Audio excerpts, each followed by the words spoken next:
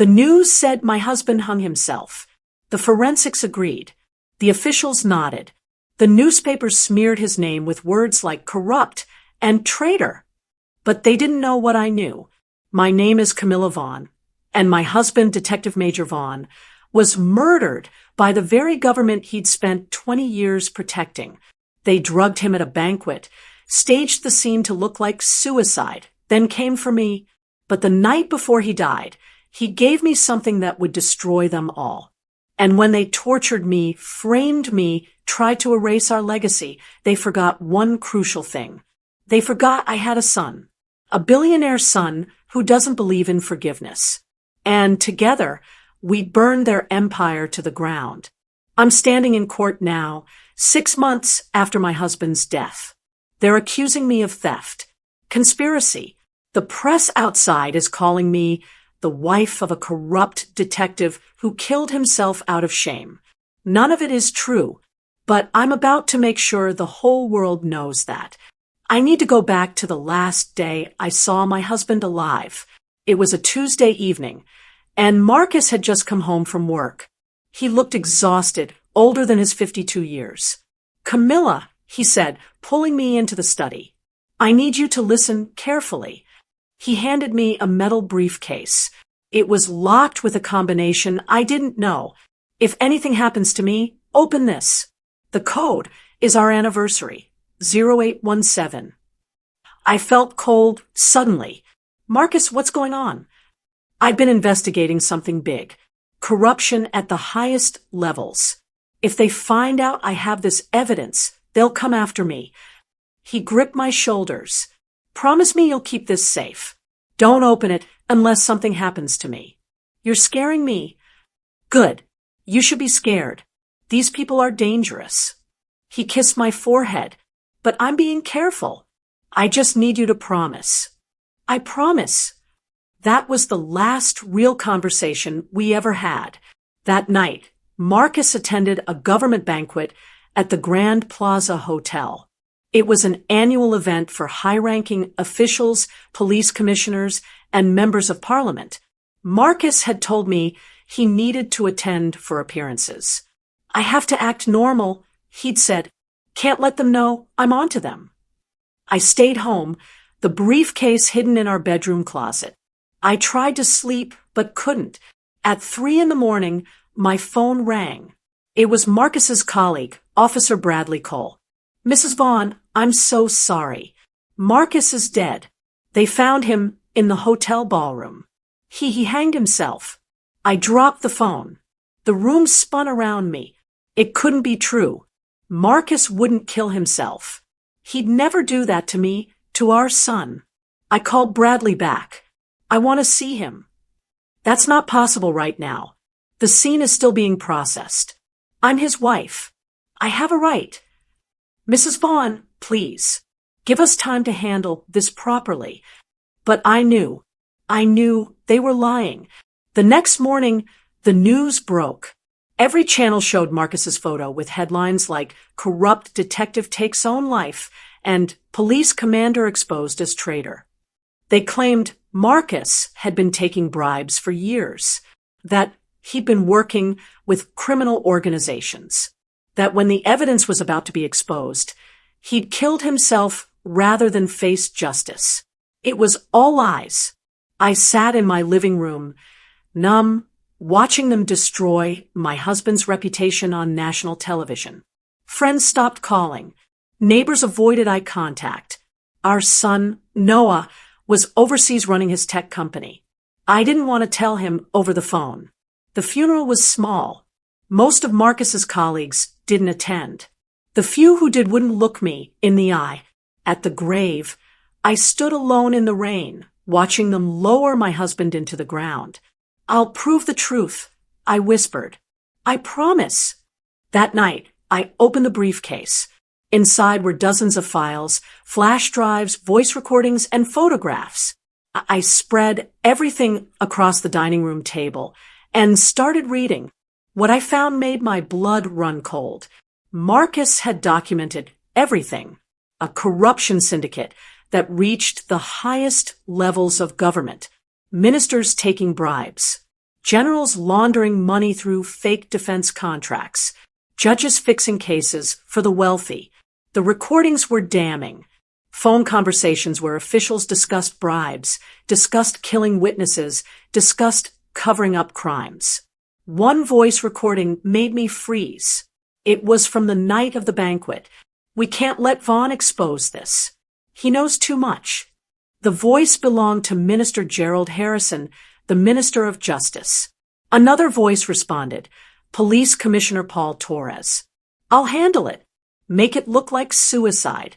A corrupt cop who couldn't live with his guilt. They planned it. They'd planned to murder my husband and make it look like he'd killed himself." I listened to the entire recording 3 times, tears streaming down my face. They'd murdered Marcus. And now I had proof. The next morning, my front door burst open. 6 armed officers stormed into my house with a warrant.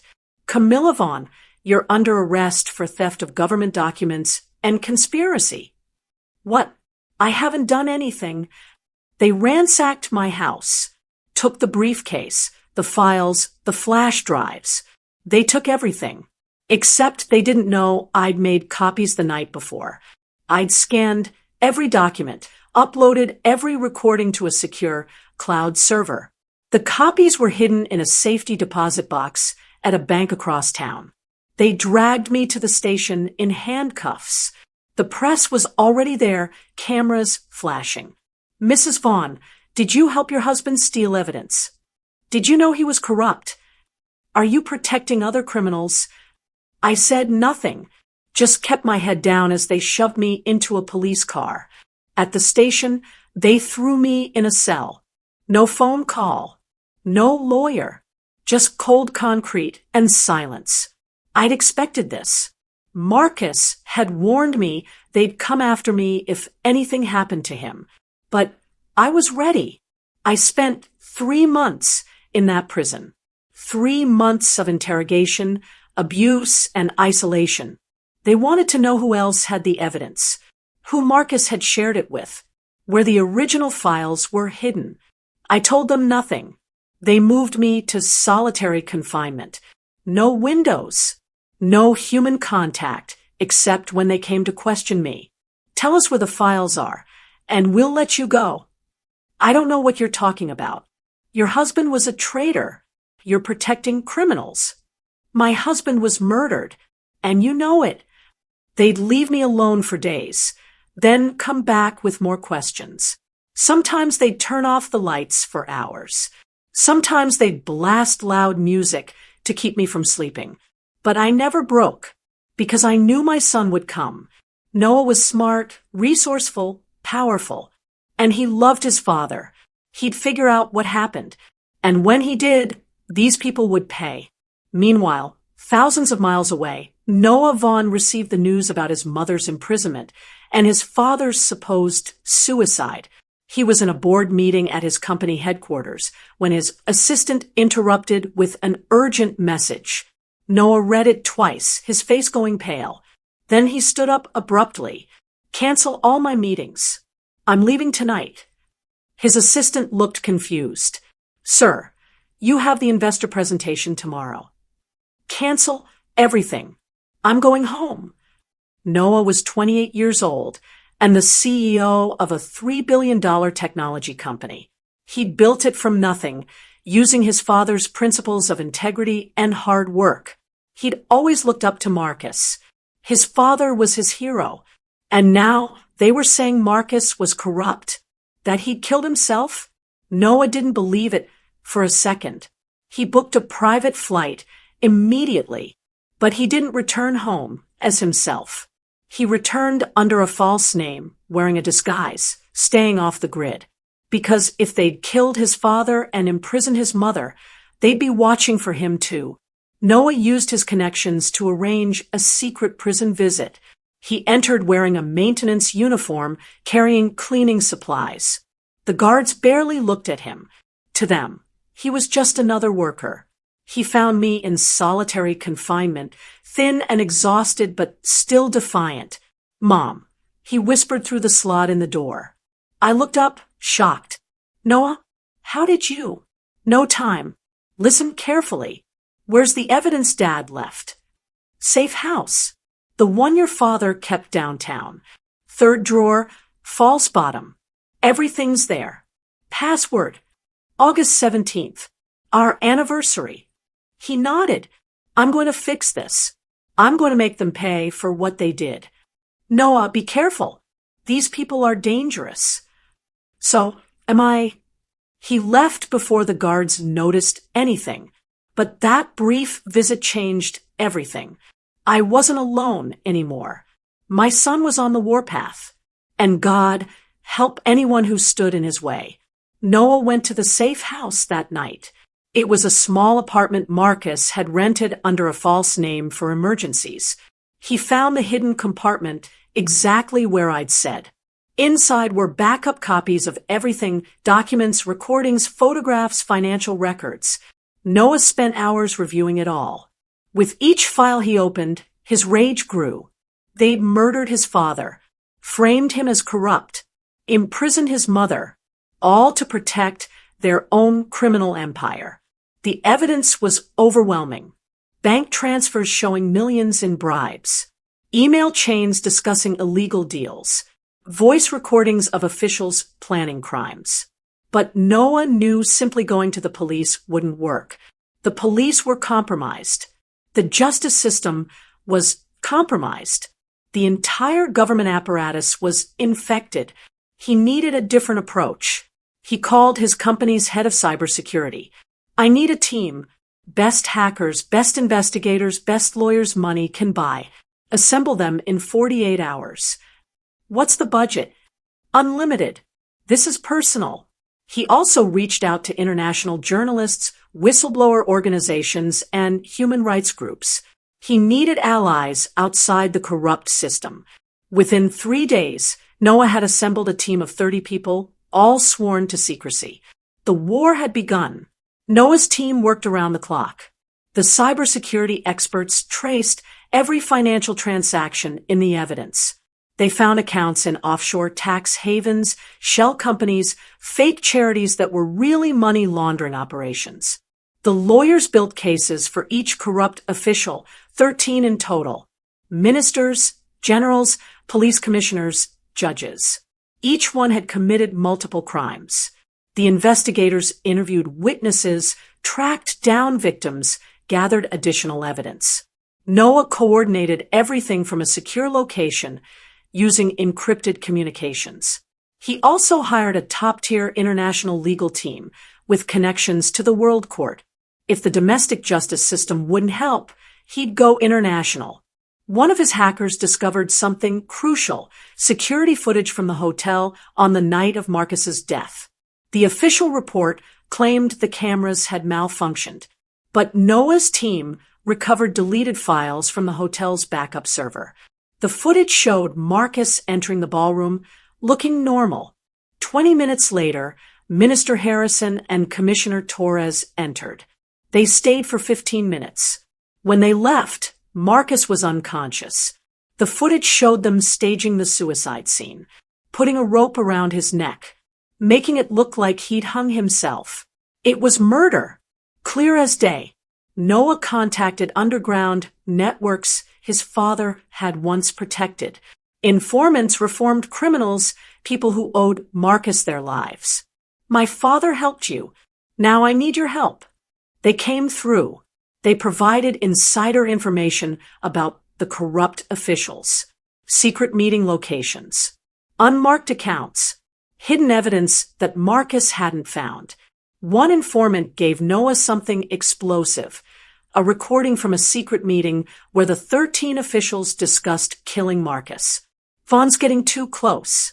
We need to eliminate him before he exposes everything. Make it look like suicide. A dirty cop who couldn't live with his guilt. What about his wife? We'll deal with her after. She doesn't know anything. The recording was dated 2 days before Marcus's death. It was premeditated murder, conspiracy.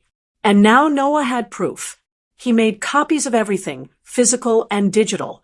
He stored them in multiple secure locations around the world. If they tried to destroy one copy, 10 others would survive. With undeniable proof in hand, Noah filed lawsuits across multiple agencies, domestic and international. He named all 13 officials. He provided evidence of murder, corruption, money laundering, and conspiracy. The lawsuits forced media attention. Journalists started asking questions. Why would a decorated detective suddenly kill himself? Why was his wife imprisoned without trial? Where was the evidence of his supposed corruption? Noah gave an interview to an international news network under conditions of anonymity, with his face obscured. Detective Marcus Vaughn was murdered by the people he was investigating.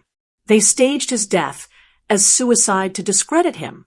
Then they imprisoned his wife to silence her. I have proof of everything.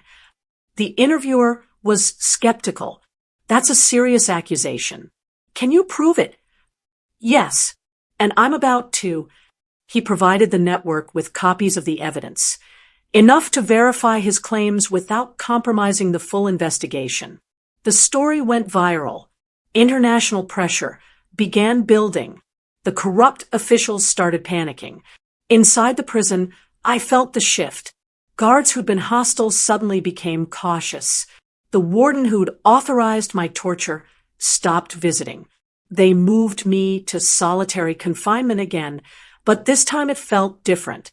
They were isolating me, yes, but also protecting me from something, or protecting themselves from what I might say. I'd been in prison for 4 months now. 4 months of hell. But I remained calm, because I knew my son was out there, fighting for me, fighting for his father's honor. The threats started coming to Noah. Anonymous messages, midnight phone calls, attempts to bribe him into silence. Drop the lawsuits, and we'll release your mother. Continue this path, and you'll regret it. Your father died because he wouldn't listen. Don't make the same mistake. Noah ignored every threat. He increased security, moved to a different location every few days, and continued building his case. He was his father's son. Stubborn, principled, unbreakable. 6 months after Marcus's death, Noah went public. He held a press conference in another country, beyond the reach of the corrupt officials. Every major news network attended. My name is Noah Vaughn. 6 months ago, my father, Detective Marcus Vaughn, was murdered by 13 government officials.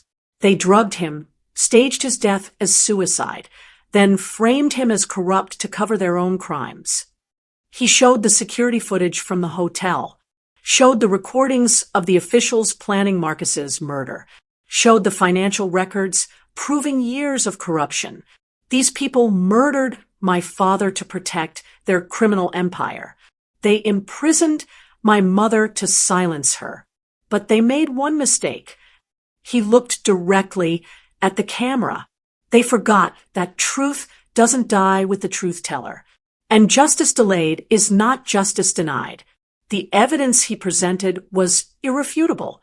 Documents verified by international forensic experts. Recordings authenticated by audio analysts. Financial trails confirmed by banking investigators. The world watched in shock as Noah systematically destroyed the narrative they'd been fed about Marcus Vaughn. Protests erupted across the country. People demanded justice. They demanded answers. They demanded the arrest of the 13 officials. The president, facing international pressure and domestic unrest, ordered an emergency investigation. We will get to the bottom of this. If these accusations are true, those responsible will face justice. But the president was careful. He couldn't be seen as protecting corruption, but he also couldn't admit the government had murdered one of its own detectives. The investigation moved quickly. Too many eyes were watching. Within 2 weeks, the first arrests were made. Police Commissioner Torres was taken into custody. Then Minister Harrison. Then the others, one by one. The evidence was too overwhelming to ignore. Inside the prison, the warden who tortured me was arrested. Guards who'd abused me were suspended. And finally, after 5 months of imprisonment, they released me. I walked out of those prison gates on a Tuesday morning. The same day of the week Marcus had died. The sun hurt my eyes. Fresh air felt foreign in my lungs. But I was free. Noah was waiting at the gates. I barely recognized him. He'd lost weight, aged years in just months. When he saw me, his composure broke. We held each other and cried. "You did it," I whispered. "You brought them down." "We're not finished yet. The trials are just beginning." He drove me to a safe house. I was too weak to go home. 5 months in prison had taken their toll on my body. A doctor examined me. Malnutrition, severe dehydration, bruises from the torture. But I'd survive. "You're stronger than they thought," Noah said that night as we sat together. "Your father taught me that. He always said, they can break your body, but not your spirit." He was right. Over the next few weeks, I recovered slowly. Noah kept me updated on the legal proceedings. All 13 officials had been arrested. Their assets were frozen. Their crimes were being exposed one by one in court. But Noah wanted more than prison. He wanted full vindication for his father. "Now finish it," I told him one evening. He nodded. "I will." The trials began. Each official faced charges of murder, conspiracy, corruption, money laundering, and abuse of power. The prosecution used all the evidence Noah had gathered. The security footage, the recordings, the financial records, everything. The defense lawyers tried every trick. They claimed the evidence was fabricated. They accused Noah of having a vendetta. They tried to paint Marcus as the real criminal, but the evidence was too strong. Forensic experts testified that the security footage was authentic. Audio specialists confirmed the recordings were real. Banking experts traced every illegal transaction. Witnesses came forward, people Marcus had tried to protect, people who'd seen the corruption firsthand. One witness, a former government accountant, testified about being pressured to hide financial records. Minister Harrison told me if I didn't help them, I'd end up like Detective Vaughn. The courtroom gasped. Even the defense lawyers looked shocked. Another witness was a hotel employee who'd seen Marcus being carried into the ballroom unconscious. I knew something was wrong, but they threatened my family if I said anything. High-ranking ministers, generals, and businessmen who'd enabled the corruption were indicted one after another. The trials became the biggest news story in the country. Every day brought new revelations, new evidence, new arrests.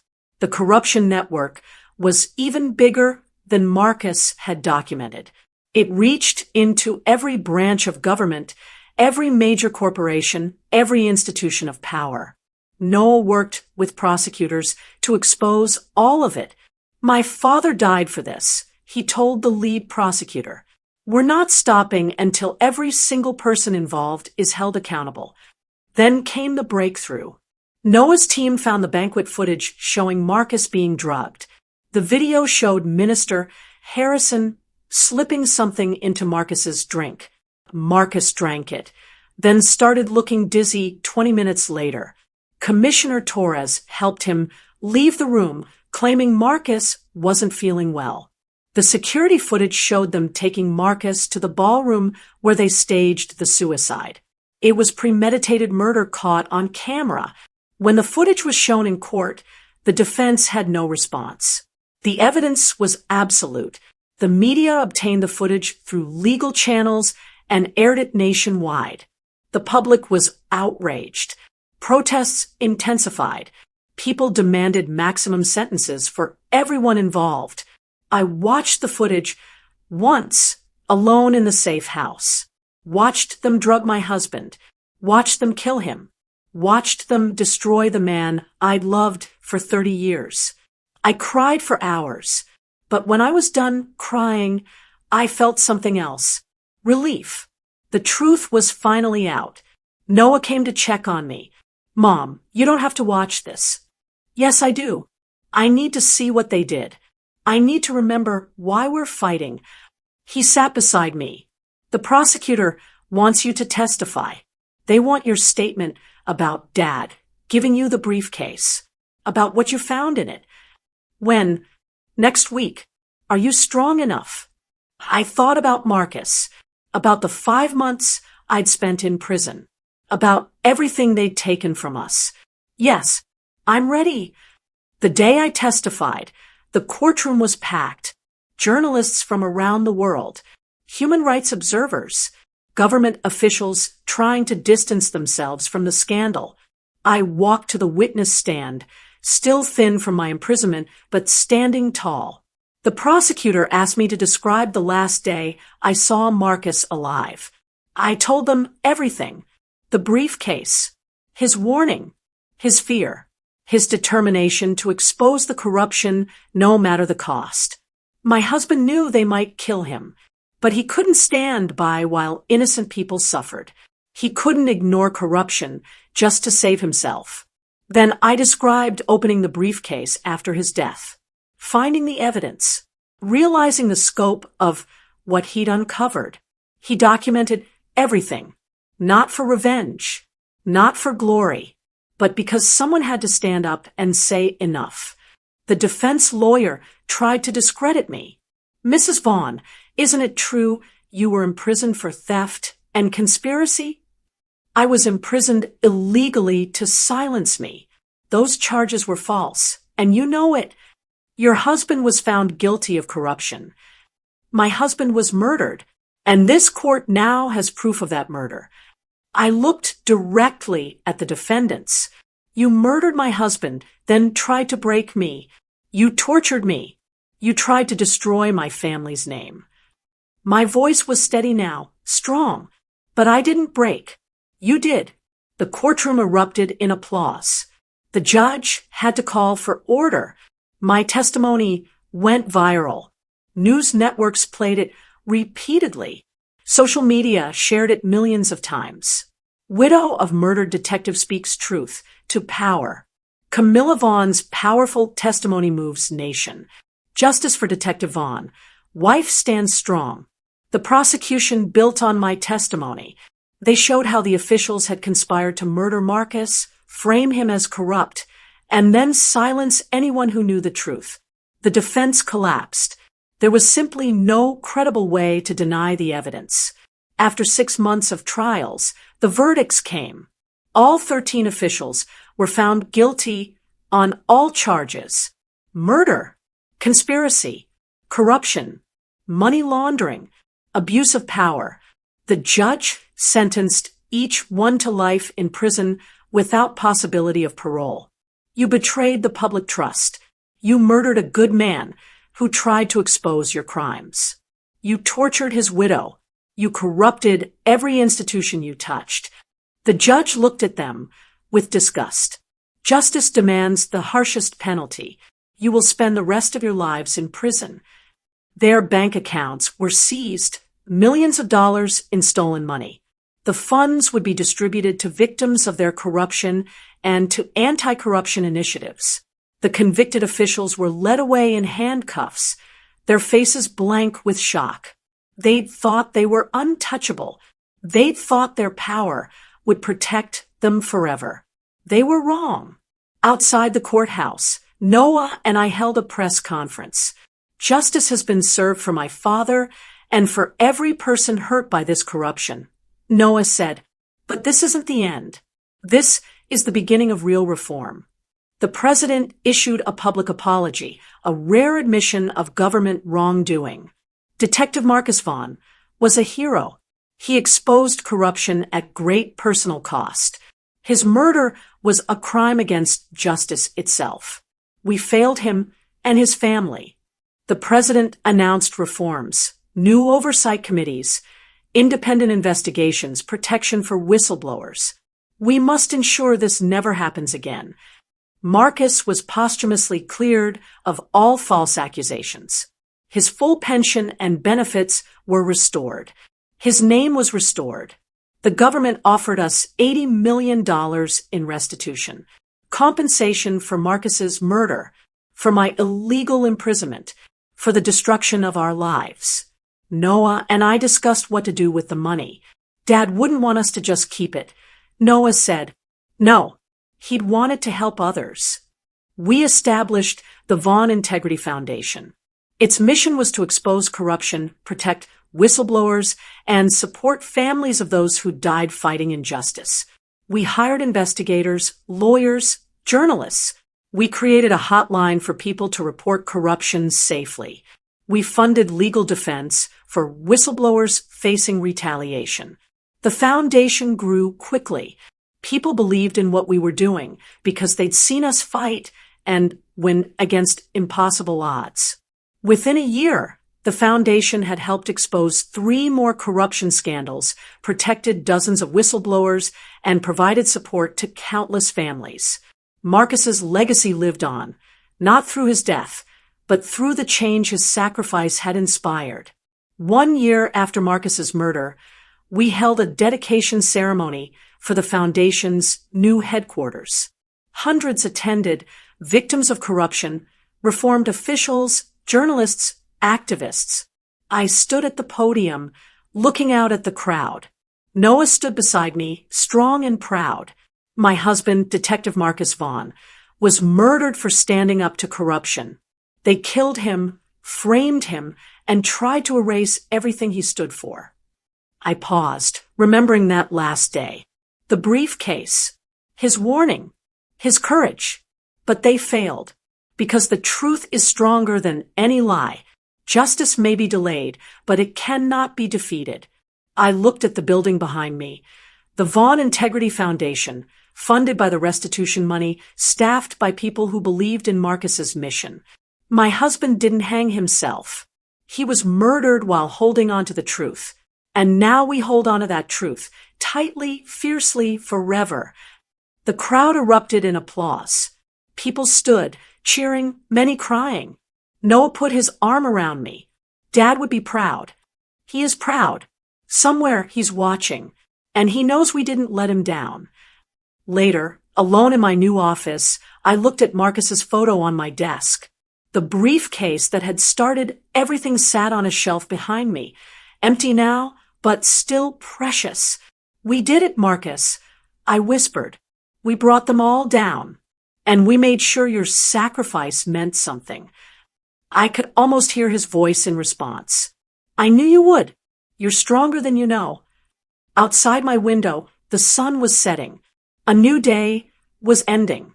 But the fight Marcus started would continue, because corruption never sleeps, and neither would the people dedicated to exposing it.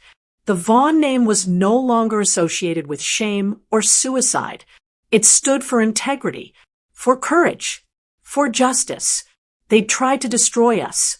They tried to erase my husband's legacy. Instead, they'd created something unstoppable. Noah continued running his company while serving on the foundation's board. He used his wealth and influence to support anti-corruption efforts worldwide.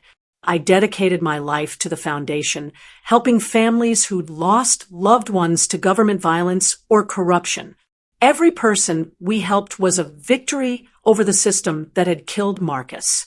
Every corrupt official we exposed was justice delayed, but finally delivered. Every whistleblower we protected was another person brave enough to stand up like Marcus had. The 13 officials spent their days in maximum security prison. Their wealth was gone. Their power was gone. Their legacy was one of shame. Sometimes I thought about them in their cells, thinking about how they destroyed themselves by trying to destroy us. Marcus used to say, "The truth is like a seed. You can bury it, but eventually it grows." He was right. They'd buried the truth about his murder. They tried to bury me. They tried to bury justice itself. But we grew. We fought back. We won. And now Marcus's truth was growing everywhere. In the foundation, in the reforms, in the people who refused to accept corruption as inevitable. Standing in my office that evening, I made a silent promise to my husband. I'll keep fighting. For you. For every victim. For everyone too afraid to speak up. Your death won't be in vain. Your sacrifice changed everything. And I'll make sure the world never forgets Detective Marcus Vaughn, the man who died exposing corruption, and whose family made sure that exposure mattered. Justice had won. But more importantly, love had won. The love of a wife who refused to let her husband's killers win. The love of a son who risked everything to avenge his father. They'd tried to break us. They'd failed. We were the Vaughns. And we held the rope of justice tight.